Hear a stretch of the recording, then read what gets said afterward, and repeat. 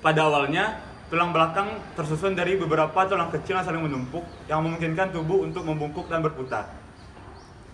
Tulang belakang apabila dilihat dari belakang memiliki struktur yang lurus, namun apabila dilihat dari samping terlihat seperti lengkungan yang memungkinkan tulang belakang menyerap gerakan dari gerakan tubuh dan gravitasi. Pada umumnya, punggung yang normal pada manusia memiliki ciri-ciri yang pertama, lurus dan sejajar. Punggung yang normal memiliki lengkungan alami yang disebut kurva lordosis di daerah leher dan pinggang. Kurva ini membantu menjaga keseimbangan tubuh dan menyerap tekanan saat bergerak. Yang kedua, simetris. Punggung yang normal harus simetris. Artinya, tulang belakang harus terpusat dengan baik dan tidak ada kemiringan yang signifikan. Yang ketiga, lengkungan yang normal.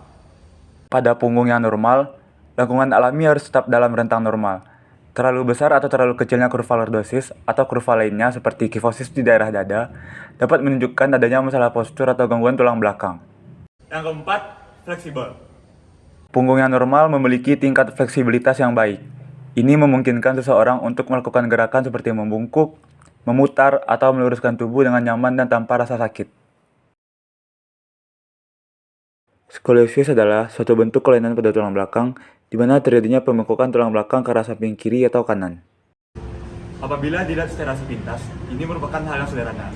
Namun, apabila diamati lebih jauh lagi, terjadi perubahan yang luar biasa pada tulang belakang akibat dari skoliosis ini. Skoliosis ini membentuk tulang belakang menjadi kurva C atau kurva X. Hal ini menyebabkan saraf tulang belakang terjepit dan organ dalamnya ikut terganggu. WHO mencatat setidaknya 3% masyarakat di dunia rentan terkena skoliosis ini.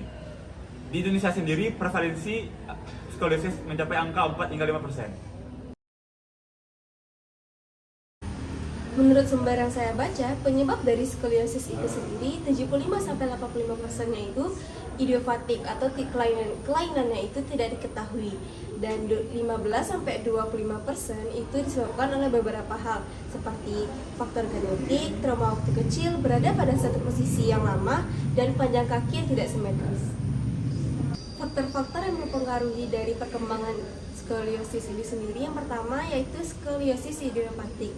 Nah, ini merupakan skoliosis yang paling umum dan penyebabnya itu tidak diketahui. Namun ada faktor pastinya seperti faktor genetik, hormonal, dan lingkungan yang diyakini berperan penting dalam perkembangannya. Yang kedua yaitu skoliosis kongenital. Skoliosis kongenital ini terjadi ketika tulang belakang tidak berkembang dengan benar itu sejak lahir. Nah, faktor genetik dan faktor lingkungan selama kehamilan dapat memainkan peran penting dalam perkembangan skoliosis ini. Yang ketiga yaitu skoliosis neuromuskuler. Jenis skoliosis ini terjadi akibat dari gangguan neuromuskuler seperti kelumpuhan otot, kelainan saraf, dan gangguan otot seperti distrofi otot. Yang keempat yaitu skoliosis degeneratif. Skoliosis degeneratif terjadi sebagai akibat dari proses penuaan dan proses degeneratif dalam tulang belakang. Nah, ini umumnya terjadi pada orang dewasa dan berkembang seiring dengan bertambahnya usia. Yang kelima yaitu faktor lainnya. Nah, selain faktor-faktor yang disebutkan sebelumnya tadi, beberapa kondisi dan faktor lain dapat menyebabkan skoliosis seperti cedera tulang belakang, infeksi tulang belakang, ketidakseimbangan panjang kaki, dan gangguan pertumbuhan tulang. Skoliosis tidak dapat dicegah dari awal, namun ada beberapa cara untuk mencegah skoliosis untuk tidak berkembang lebih parah lagi. Yang pertama, memperhatikan postur tubuh. Yang kedua, melakukan olahraga dan latihan fisik. Yang ketiga, menghindari beban berat. Yang keempat, memperhatikan ergonomi. Yang kelima, rutin melakukan pemeriksaan kesehatan. Yang keenam, pemilihan tas yang tepat.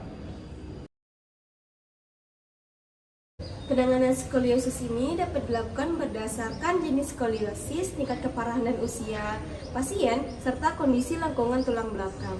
Nah, ada dua pengobatan skoliosis. Yang pertama yaitu terapi. Nah, terapi ini ada terapi untuk anak-anak dan terapi skoliosis pada orang dewasa. Nah, pada anak-anak ini dapat dilakukan dengan meminta pasien untuk mengenakan penyangga tulang belakang. Nah, penyangga ini tidak memperbaiki kelainan tulang atau tidak memperbaiki bentuk tulang, melainkan penggunaan penyangga itu dapat mencegah lengkungan tulang belakang itu bertambah parah. Yang kedua yaitu terapi skoliosis pada orang dewasa. Nah, pada orang dewasa ini dapat dilakukan dengan pemberian obat pereda nyeri dan suntik kortikosteroid di rongga tulang belakang. Selanjutnya itu operasi skoliosis. Nah, operasi skoliosis ini ketika kasus skoliosisnya itu sudah parah. Nah, operasinya itu dapat dilakukan dengan operasi penggabungan tulang, operasi laminektomi, operasi dekompresi. Nah, pada operasi ini waktu penyembuhannya itu bisa memakan waktu 1 tahun atau lebih. Nah, operasi ini juga berisiko menimbulkan komplikasi berupa yang pertama, implan menjadi tergeser, rusak atau longgar. Yang kedua, infeksi pada luka pasca operasi.